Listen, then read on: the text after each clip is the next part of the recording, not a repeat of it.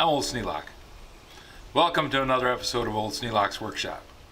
Removing the old light was kind of a mess, but I got it done. Now we're on to putting up the new one. Might have been interesting to rebuild the old light, but the fixture was just too far gone. One of the first things I want to do is check and make sure that I've still got the power off. Yep, we're dead. If the power were on, this little part right here would light up and the thing would make a beeping noise.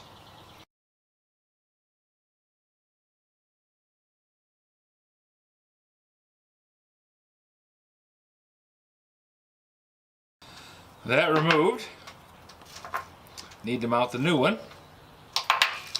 Comes with a little packet of screws and a new bracket.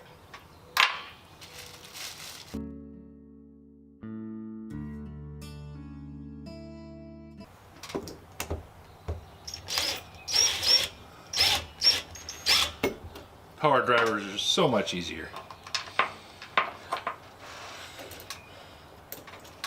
As long as I don't drop the screws, which is my favorite thing to do when I'm up on top of a ladder, is to somehow or another manage to drop the screws.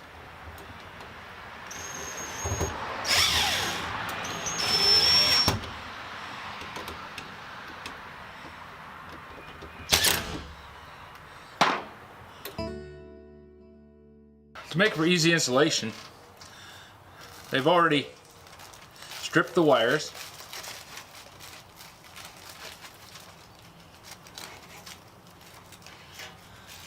And what I like to do is I like to hook up the ground wire first. I use that as a support to hold the light fixture up while I put the other wires together.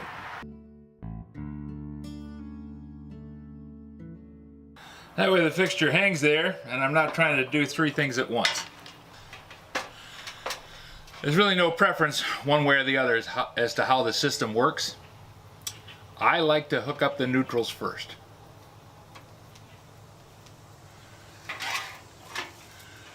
That just means pulling the wire nut off.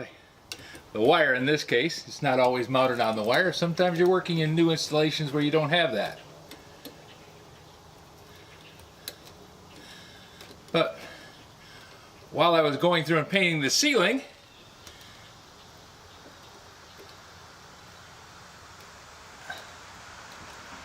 I wanted to make sure that I didn't have anything exposed if somebody somehow or another managed to find the breaker and turn the breaker back on. Now this is my house. I'm doing the work. More than likely I'm not going to go down in the basement and turn the light on. Lydia's not going to go down in the basement and turn the breaker on. But just to be sure, I like to put the wire nuts on there. You never know what may happen. Besides that, it tends to keep the ends of the wires clean, which means later, when you go to put this back together again, if you painted the ceiling like I just did, and like most of the time somebody does when they taking a light down, it's because they're doing something to the ceiling.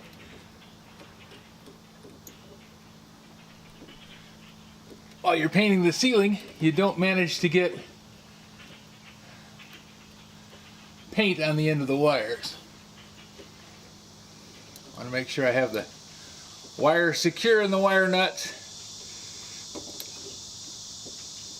and that the wire nuts are tight and I don't have any exposed conductors.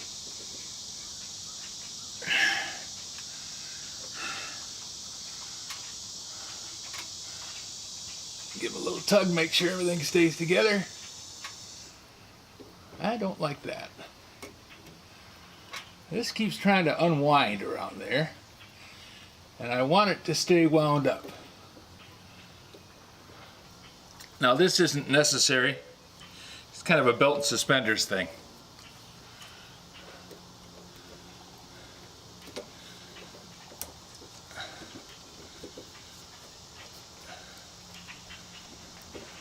And the next time I work on this, I might actually be unhappy that I put it on there. Not likely. But a little bit of black vinyl electrical tape or any color that you prefer, but black is the most common. Around the connections, make sure that everything stays up. Just where you put it and just the way you want it. It also blocks the back side. It also blocks the back side of the connections to make sure nothing can reach in there and touch those hot leads. Now I only have just a little bit of a tail on the ground, but it does happen that that ground manages to snake around and get into somewhere where you don't want it. I want to make sure I got all my wires tucked in.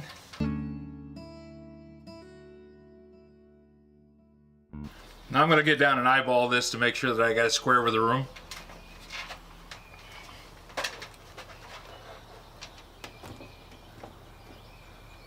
Looks good.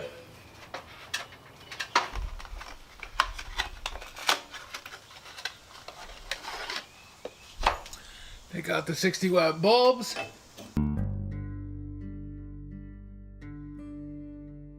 Now the acid test. We go inside, turn on the switch. It's going to take a few minutes. I got to run down to the basement and turn on the breaker and then come up and turn on the switch. So bear with me.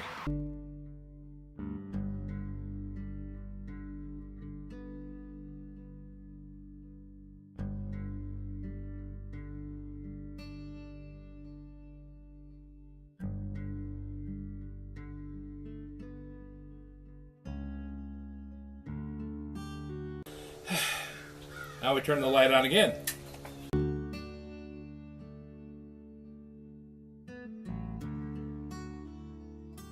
Success!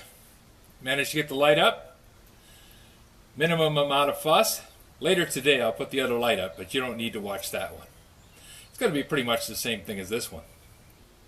If you have any suggestions for a new video, questions about today's video, or any of the other videos on the channel, just drop a note in the comments.